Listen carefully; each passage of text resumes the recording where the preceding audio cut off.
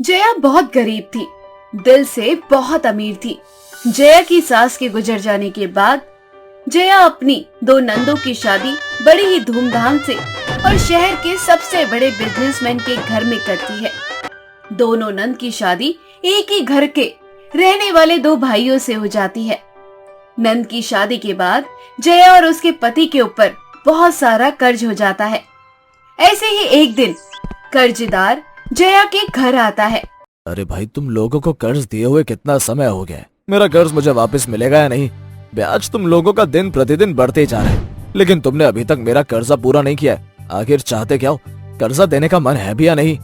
भाई साहब, माफ करना हमें कि आपको इतनी तकलीफ हो रही है हमारी वजह से। बाकी थोड़ा सा समय दे दीजिए, हम आपके घर पर आपको दे देंगे। दरअसल अभी मेरे पति का काम छूट गया है, जिस वजह से घर की आर्थिक हालत और ज्यादा खराब हो गई है। अरे तो मैंने ठेका ले रखा है क्या? कर्जा लेते समय तो तुम्हें अच्छा लगा, लेकिन जब देने की बारी आई तो तुम्हें देने में दिक्कत हो रही है। 2 महीने का समय और दे रहा हूँ। अगर 2 महीने के अंदर तुमने मेरा कर्जा वापस नहीं किया तो मैं तुम्हें ना इस घर से निकाल कर बाहर फेंक दूंगा। उसके बाद झोपड़ी बनाकर रहना या फिर किराए के घर में रहना, मुझे इससे मतलब नहीं है। तभी वहाँ जया की दोनों नंद प्रिया और नेहा आती है और कर्जदार भी उनके आने पर वहाँ से चला जाता है। तभी प्रिया अपनी भाभी से बोलती है, अरे भाभी, ये कर्जदार फिर से आया आपके पास? अरे भाभी मेरी, कंजूसी का क्या करना, अब तो इसका कर्ज वापस कर दो। हाँ प्रिया, कर देंगे कर्ज वापस, लेकिन अभी तुम्हारे भैया का काम नहीं चल रहा है, तो वे 15 दिन से घर पे ही बैठे हुए हैं।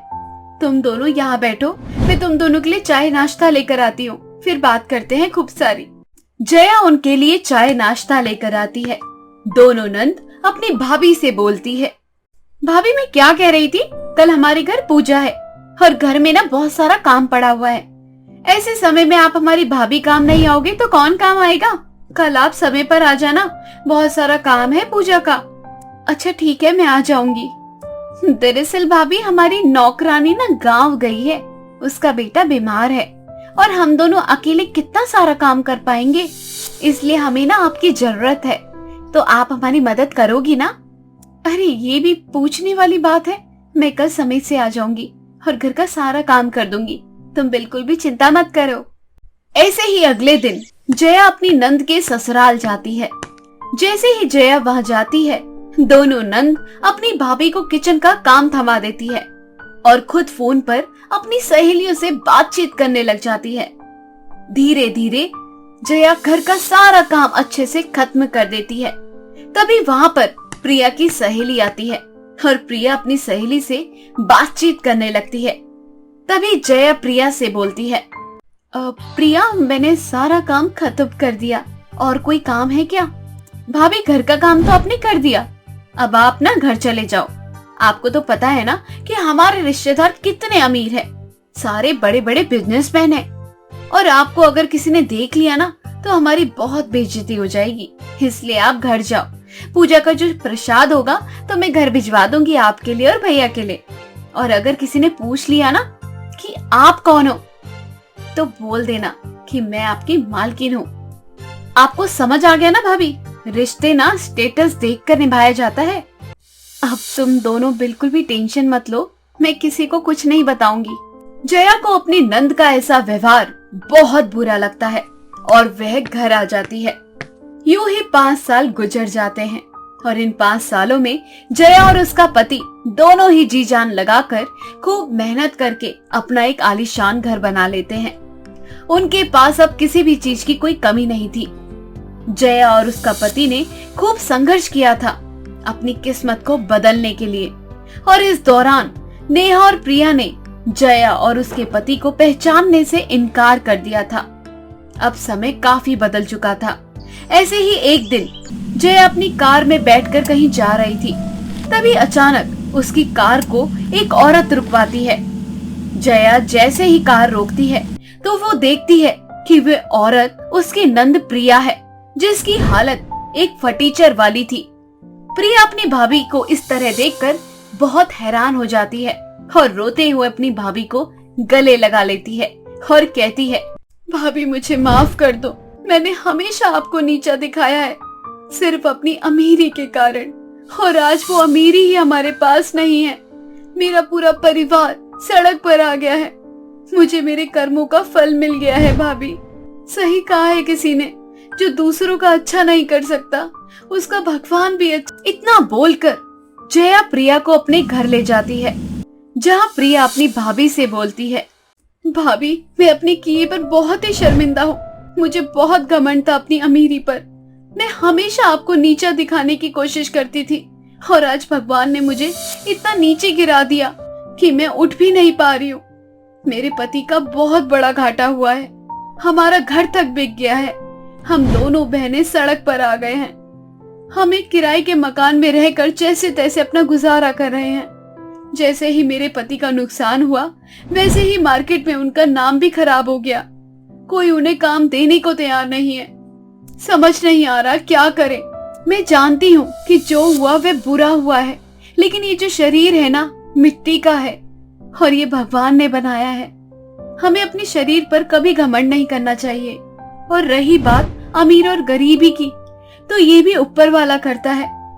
अगर वह अमीर बनाकर भेज सकता है तो उसे गरीब बनाने में भी 2 मिनट लगते हैं, और अगर गरीब बनाया है तो अमीर बनाने में भी समय नहीं लगेगा।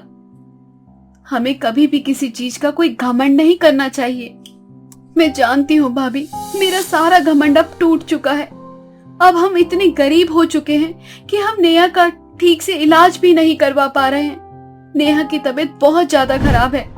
उसे किसी अच्छे अस्पताल में ले जाने की जरूरत है, जो कि हमारी औकात नहीं है। जया को अपनी नंद की हालत पर दया आ जाती है और वे अपनी नंद नेहा का एक अच्छे अस्पताल में इलाज कर पाती है। धीरे धीरे नेहा की तबीयत में सुधार आ जाता है।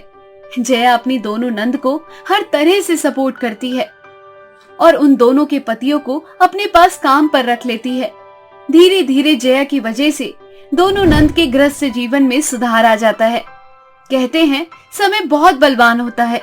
किसी भी चीज को लेकर घमंड नहीं करना चाहिए। जब समय बदलता है ना, अच्छे अच्छे का घमंड तोड़ देता है। नंदिनी और विशाखा दोनों देवरानी जेठानी थी। नंदिनी जो कि बहुत समझदार और सुंदर थी, जिसकी वजह से हर कोई उसकी तारीफ करता था, तो वहीं विशाखा हमेशा अपनी जेठानी से चिढ़ती थी क्योंकि वो गांव से थी। उसे शहर के तौर तरीके से रहने नहीं आता था। ऐसे ही एक दिन सुबह नंदिनी की सास सुशीला नंदिनी से बोलती है, ते बहू जल्दी से तैयार हो जाओ, तुम दोनों थोड़ी देर में मंदिर जाना है। आज एकादशी है तो मैं हर एकादशी पर मंदिर जाती हूँ, और अब तो मेरी 2 बहू है, इसलिए मैं सोच रही हूँ कि तुम दोनों भी मेरे साथ चलो। विशाखा तो नजर नहीं आ रही है। एक काम कर, तो विशाखा को बोल देना कि मैंने कहा है तैयार होने के लिए, तो जल्दी से काम खत्म करके तैयार हो जाओ, मंदिर चलना है। अच्छा माँ जी ठीक है, बिल्कुल भी टेंशन मत लो।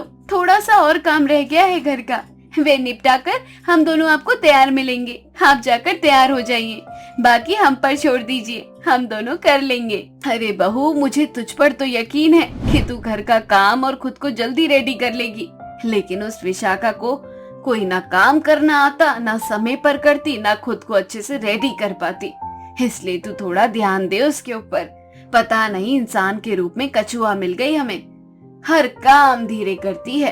अरे माँ जी आप छोड़िए ना, इन छोटी छोटी बातों पर इतना ध्यान नहीं देते। अभी बच्ची है, थोड़ी समझदार होगी ना तो सारे काम समय पर करने लगेगी। हाँ हाँ 24 साल की उम्र हो गई है उसकी, अभी से उसे बचपना लगा हुआ है। शादी होने के बाद इंसान जिम्मेदारियों को अच्छे से संभालने लगता है, और वे है पता नहीं कब बड़ी होगी। सास के कहने पर नंदिनी और विशाखा दोनों तैयार होकर मंदिर के लिए निकल जाते हैं। तभी रास्ते में एक पड़ोसन मिलती है और वो नंदिनी की तारीफ करते हुए बोलती है, अरे वाह, ये क्या आज तो नंदिनी बहू के दर्शन हो गए। बहुत सुना था कि नंदिनी बहुत सुंदर है, आज अपनी आंखों से भी देख लिया। सच में नंदिनी बहू बहुत सुंदर है, और सच बताऊं नंदिनी बहू तेरी सास तो हमेशा तेरी तारीफ करती रहती है। घर के काम में भी निपुण है और सुंदरता भी लाखों में एक है तेरी। आंटी जी माँ जी को ना बस मेरी तारीफ करने का मौका चाहिए। अरे तारीफ करने के लायक है मेरी बहू, तो तारीफ तो करूंगी ना। अरे विशाखा बहू अपनी जेठानी से कुछ सीख ले, कैसे तैयार हुआ जाता है, यहाँ तक कि घर के सारे काम अच्छे से करती है। यह तेरी सास हमेशा इसकी तारीफ करती रहती है। नंदिनी की तारीफ होता देख विशाखा को मन ही मन बहुत जलन होने लगती है। तभी वो अपनी सास से बोलती है, अरे माँ जी, अब लेट नहीं हो रहा है क्या? मंदिर जाने में काफी टाइम लगेगा, बहुत दूर है मंदिर, इसलिए समय से निकल लो। हमेशा आप मुझे कहती है ना कि काम समय से नहीं करती। अब आप बातों में लग गई, मंदिर जाने का समय भी ऐसे ही खराब हो रहा है। अच्छा बाबा ठीक है, इतना गुस्सा क्यों हो रही है? चलो जी बहन, अब हम बाद में बात करेंगे। थोड़ी देर बाद सभी लोग घर आ जाते हैं। ऐसे ही नंदिनी किचन में काम कर रही थी। तभी विशाखा मौका देखकर नंदिनी के कमरे में जाकर उसका सारा मेकअप का सामान चोरी करके अपने कमरे में आ जाती है और सारा मेकअप अपने बाथरूम में छिपा देती है और दरवाजा बंद करके मेकअप करने लगती है और मन ही मन खुश होते हुए बोलती है, अब मैं भी अपनी जेठानी जितनी सुंदर हो गई। अब लोग मेरी भी तारीफ करेंगे। अब लोग सिर्फ और सिर्फ विशाखा को देखेंगे।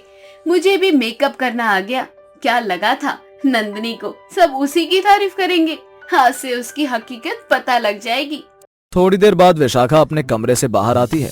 उसका मेकअप देखकर उसकी सास उस पर हंसने लगती है। अरे अरे, ये क्या लाल बंदरिया कहाँ से आ गई? अरे तू कितना भी मेकअप लगा ले, कभी भी सुंदर नहीं लगेगी, बल्कि और मजाकिया लग रही है।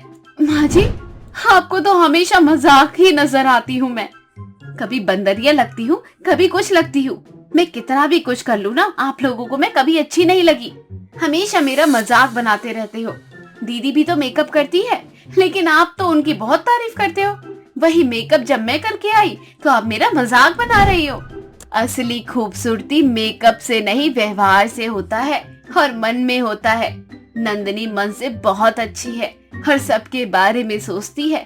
उसके अंदर किसी को लेकर कोई जलन या फिर नफरत की भावना नहीं है, जो हमेशा उससे जलती रहती है। इसलिए तू उसकी जैसी नहीं है। जिस दिन तू जलन की भावना मन से दूर कर देगी, उस दिन तू भी सुंदर हो जाएगी। विशाखा को बहुत गुस्सा आता है और वो अपने कमरे में आ जाती है। थोड़ी देर बाद नंदिनी अपने कमरे में जाती है। वो मेकअप करने के लिए तो देखती है कि उसका सारा सामान, मेकअप का सामान वहाँ है ही नहीं। वो यहाँ वहाँ सामान ढूंढने लगती है, लेकिन उसे कहीं नहीं मिलता। अरे ये क्या, सारा मेकअप का सामान कहाँ चला गया? अभी तो यही था। अगर विशाखा से पूछती हूँ तो शायद उसे बुरा लगेगा और वो मेरी बात को समझेगी नहीं। चलो छोड़ो, दूसरा ले लूंगी। ऐसे ही नंदिनी अपने लिए फिर से बहुत सारा मेकअप का सामान खरीद लाती है। ये देख विशाखा फिर से मेकअप का सामान चुरा लेती है। मेकअप करके और अच्छा काम करके लोगों का दिल जीत रखा है ना जेठानी जी ने। अब पूरे चेहरे को ना खराब कर दिया ना, तो मेरा नाम भी विशाखा नहीं। विशाखा को मेकअप चुराने के बाद भी चैन नहीं मिला। नंदिनी फिर से अपने लिए थोड़ा बहुत मेकअप का सामान ले आती है। विशाखा बाजार से कुछ केमिकल वाले प्रोडक्ट ले आती है और नंदिनी के मेकअप वाले सामान में मिला देती है, ताकि नंदिनी का चेहरा खराब हो जाए। अब जेठानी जी जैसे ही इस मेकअप को इस्तेमाल करेगी, वैसे ही उनका चेहरा जलने लगेगा। उनकी सारी खूबसूरती 5 मिनट के अंदर खत्म हो जाएगी। उसके बाद हर कोई मेरी तारीफ करेगा। फिर सबको मैं ही नजर आऊंगी, किसी को भी नंदिनी नजर नहीं आएगी। हर कोई उसकी बुराई करेगा। बहुत सहली मैंने ये जिल्लत। हर कोई मेरे मुंह पर आकर मेरी बुराई करके जाता है। अब पता चलेगा जब नंदिनी ये सारी चीजें महसूस करेगी। विशाखा बहुत ज्यादा ओवर कॉन्फिडेंस हो जाती है और वो भूल जाती है कि वो ये बात नंदिनी के कमरे में ही बोल रही है। तभी वहाँ पर नंदिनी आ जाती है। नंदिनी विशाखा की सारी बातें सुन लेती है, जिसके बाद नंदिनी विशाखा से बोलती है, अरे विशाखा, तुम इतना नीचे गिर जाओगी मुझे नहीं पता था। और अगर तुम मुझसे इतनी ही नफरत करती हो तो मुझे एक बार कह देती। तुम्हारे अंदर जो भी कमियां है, मैं उसे सुधारने में तुम्हारी मदद करती। और सच बताऊं तो मैंने कभी भी तुम्हारी बुराई नहीं की। हमेशा तुम्हें अपनी छोटी बहन समझा, और आज तुम इतना नीचे गिर गई हो कि मुझे इतना तकलीफ देने के लिए तैयार हो गई हो। मुझे माफ कर दो। मैं जानती हूँ कि ये सब सही नहीं है, लेकिन मैं क्या करूँ, मैं मजबूर हो गई थी। हर इंसान मेरी बुराई करता था। मेरे सामने तुम्हारी तारीफ करते रहते थे सब। मेरा भी तो दिल करता था कि कोई मेरी भी तारीफ करे। मेरा सब मजाक बनाते थे। आखिर कब तक सहूं? आखिर कब तक? देखो, तुम मेरी छोटी बहन हो। तुम्हें मैं एक ही चीज बोलूंगी, सुंदरता मेकअप से नहीं नजर आती, ये इंसान के व्यवहार से नजर आती है, उसके मन से। जब तुम ये जलन वाली भावना और बदले वाली भावना अपने मन से हटा दोगी ना, तुम उससे ज्यादा सुंदर लगोगी। इतना सब होने के बाद भी नंदिनी विशाखा को माफ कर देती है। विशाखा को अपनी गलती का एहसास हो जाता है, जिसके बाद विशाखा नंदिनी के साथ मिलजुल कर रहने लगती है। विक्रम का परिवार बहुत गरीब था, जिस वजह से विक्रम की माँ उसे ज्यादा पढ़ा लिखा भी नहीं सकती, और यही वजह थी कि विक्रम कहीं अच्छी नौकरी में नहीं लग पाता। इतने साल गुजर जाने के बाद भी विक्रम और उसका पूरा परिवार उसी गरीबी को झेलता है। ऐसे ही एक दिन शोभा की बहन आशा शोभा से मिलने उसके घर आती है और उससे विक्रम की शादी की बात करती है। हे शोभा बहन, तुम अपनी विक्रम की शादी क्यों नहीं करवा रही? विक्रम की उम्र होती जा रही है, शादी अगर सही उम्र में हो जाए तो अच्छा ही होता है। पर बहन, शादी करने के लिए पैसे भी तो होने चाहिए, और भला हम जैसे गरीब घर को कौन अपनी लड़की देगा? ये बात तो है बहन, तुम माँ बेटे तो 2 वक्त का खाना खा लेते हो, तुम्हारे लिए वही काफी है। पर मेरी नजर में एक लड़की है, और वह लड़की काफी अच्छे घर से है। अगर तुम्हारी बेटी की शादी उस लड़की से हो गई ना, तो तुम्हारे और तुम्हारे बेटे की किस्मत खड़ जाएगी। अगर ऐसी बात है बहन, तो जल्दी से बात करवाओ ना। पर क्या लड़की वाले हमसे रिश्ता जोड़ेंगे? अरे बहन, लड़की वालों को सिर्फ लड़का पढ़ा लिखा चाहिए। तुम उनसे झूठ झूठ कह देना कि तुम्हारा विक्रम बहुत पढ़ा लिखा है और अच्छी कंपनी में काम करता है। और रही बात घर की, तो बहुत जल्द तुम घर भी बनवाने वाले हो। क्या तुम चाहती हो कि मैं धोखे से अपनी बेटी की शादी करवाऊं? नहीं बहन, मैं किसी को धोखा नहीं दे सकती, और झूठ बोलकर किसी की बेटी को अपने घर की बहू नहीं बना सकती। कल को उसको सच्चाई का पता चलेगा तो उस पर क्या बीतेगी? मेरे बेटे का परिवार उजड़ जाएगा। मैं ऐसा काम नहीं कर पाऊंगी, मुझे माफ कर देना बहन। तो रहे सारी जिंदगी गरीब, बेटा भी तुम्हारा नलायक है। आशा और शोभा जुड़वा बहन थी, पर दोनों की किस्मत काफी अलग थी। जहाँ आशा एक अच्छी जिंदगी जी रही थी, तो वहीं शोभा एक गरीबी वाली। आशा अपनी बहन का भी घर बसाना चाहती थी, पर शोभा किसी को धोखा नहीं देना चाहती थी, और इसलिए जब वह रिश्ते के लिए मना करती है, तो आशा अपनी बहन से नाराज होकर वहाँ से चली जाती है। समय यूं ही बीतता है, और एक दिन शोभा मंदिर में जाती है, तो वहाँ के पंडित जी शोभा से कहते हैं, शोभा बहन, तुम हमेशा भगवान से क्या प्रार्थना करती हो? मैंने अक्सर लोगों को देखा है, मन्नत पूरी होने के बाद वो भगवान को ही भूल जाते हैं। पर इतने साल हो गए, ऐसा एक भी दिन नहीं जाता कि तुम मंदिर आकर माता रानी को प्रसाद ना चढ़ाओ। भले ही एक दिन तुम खाना ना खाओ, पर तुम माता रानी को प्रसाद चढ़ाना कभी नहीं भूलती। पंडित जी, माता रानी मुझसे नाराज है, मैं बस उन्हें खुश करने के लिए यहाँ आती हूँ। क्या पता कभी उन्हें मेरी भी तकलीफ नजर आ जाए और वे मुझ पर अपनी दया दृष्टि बना दे। अगर ऐसी बात है शोभा बहन, तो समझो कि माता रानी ने तुम्हारी सुन ली। तुम्हारे बेटे विक्रम के लिए मेरे पास एक बहुत अच्छा रिश्ता है। लड़की अच्छे घर से है, पढ़ी लिखी भी है, और उनके माता पिता को कोई दिक्कत नहीं है। उनकी बेटी की शादी गरीब घर में हो या अमीर घर में, बस वो ये चाहते हैं कि उनकी बेटी जहाँ भी जाए खुशी से रहे, क्योंकि उनकी बेटी बौनी है। अच्छा पंडित जी, ये बात है, इसलिए आप चाहते हैं कि मैं अपने घर में एक बौनी बहू लाकर आऊं, ताकि उस लड़की का घर बस जाए और हमारी गरीबी दूर हो जाए। मेरी बातों को गलत मत समझना बहन, पर वो तुम्हें खरीद नहीं रहे। तुम उनसे जैसे चाहोगी वैसे ही शादी करना।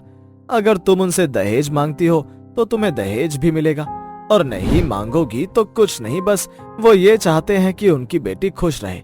उनकी बेटी बौनी है, इसलिए उनकी बेटी का कहीं रिश्ता नहीं लग रहा। अगर विक्रम उस लड़की से शादी कर लेगा तो उसका घर बनेगा। वो तुम पर नहीं, तुम उन पर तरस खाओ। पंडित की बात सुनकर शोभा के पास कोई जवाब नहीं बचता। पंडित की बात सुनकर शोभा घर से चली जाती है और काफी देर तक सोचती है। शाम को जब विक्रम घर आता है, तो सारी बात शोभा विक्रम को बताती है, और विक्रम अपनी माँ से कहता है, माँ, आज नहीं तो कल मुझे शादी करनी है, और मैं बहुत अच्छे से जानता हूँ कि मेरी किस्मत में अच्छी लड़की नहीं लिखी है। भला एक गरीब से कौन शादी करेगा? ठीक उसी तरह से कोई लड़का एक बौनी से भी शादी नहीं करना चाहता। कमी हम दोनों में है, इसलिए मुझे इस रिश्ते से कोई मना नहीं है। तुम कल पंडित जी को जाकर हाँ कर देना, शायद मेरी वजह से उस लड़की की जिंदगी में खुशियां आ जाएं। विक्रम ये जानते हुए भी कि उसकी शादी एक बोनी लड़की से हो रही है, वे आकृति से शादी करने के लिए राजी हो जाता है। बहुत जल्द विक्रम और आकृति की शादी हो जाती है।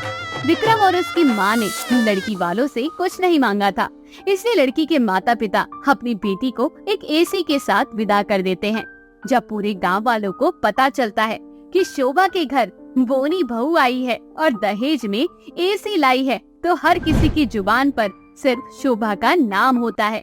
अरे बहन शोभा, बहन तेरी तो किस्मत चमक गई। हमारे पूरे गांव में किसी की घर एसी नहीं है और इस गरीब शोभा के घर में उसकी बोनी बहू दहेज में लेकर आई है। अरे बहन, मैंने तो सुना है एसी में बहुत ठंडी हवा आती है और एसी काफी महंगा होगा ना। लगता है विक्रम की शादी किसी अमीर घर में हुई है, तभी तो लड़की के माँ बाप ने एसी दिया है। अब सभी लोग शोभा के घर में उसकी बहू की मुंह दिखाई की जगह एसी को देखने के लिए आते हैं, जो समाज शादी से पहले विक्रम का मजाक बना रहे थे, ये कहकर कि वे बोनी लड़की से शादी कर रहा है। आज वही पूरा गांव विक्रम की वाहवाही कर रहा था, क्योंकि उसकी बोनी बीवी अपने साथ दहेज में एसी लेकर आई थी। समय के साथ वह शोभा की भी अहमियत गांव में बढ़ने लगती है और ये सब कुछ उसकी बहू आकृति की वजह से होता है। बहू, सब कहते हैं बहू लक्ष्मी का रूप होती है। जब से तू आई है मेरी गांव में इज्जत बढ़ गई। अब हर कोई मेरे घर में एसी की हवा खाने आता है और विक्रम को भी गांव में सबसे बड़ी कंपनी में नौकरी लग गई। उसी कंपनी में जिस कंपनी ने आज से 5 साल पहले मेरे बेटे को ये कहकर निकाल दिया था कि वे कम पढ़ा लिखा है। माँ जी, ये सब कुछ मेरी वजह से नहीं, आपकी और विक्रम जी की मेहनत की वजह से हुआ है। आप लोगों ने मुझ जैसी बोनी को अपनाया और दहेज भी नहीं मांगा। ये आप लोगों का बड़प्पन है, वरना जो मुझसे शादी करने के लिए राजी हो रहा था वे तो मेरे माता पिता की पूरी जायदाद मांग रहा था, पर आपने ऐसा नहीं किया। बहू, किसी से दहेज लेकर मैं अमीर नहीं बन सकती। अगर भगवान ने चाहा तो मेरा बेटा अपने दम पर अमीर बनेगा, इसलिए मैंने दहेज में कुछ नहीं मांगा। और मुझे अपने घर के लिए ऐसी बहू चाहिए थी जो मेरे बेटे और हमारी गरीबी को समझ सके, ना कि हमारा मजाक बनाए, फिर चाहे वह हमारी लंबी बहू हो या बोनी। आकृति के आने के बाद शोभा और विक्रम की पूरी जिंदगी ही बदल जाती है। समय यूं बीतता है और समय के साथ विक्रम की तरक्की होती है। जो विक्रम गांव में सबसे गरीब था, आज वही विक्रम गांव में सबसे अमीर बन चुका था। जिस विक्रम के घर खाने के लिए 2 वक्त की रोटी नहीं थी, अब वही विक्रम हर महीने गांव में भंडारा करवाता है और गांव के सभी बड़े जमींदार अपनी मीटिंग विक्रम के घर में ही रखते हैं, क्योंकि उसके घर में एसी जो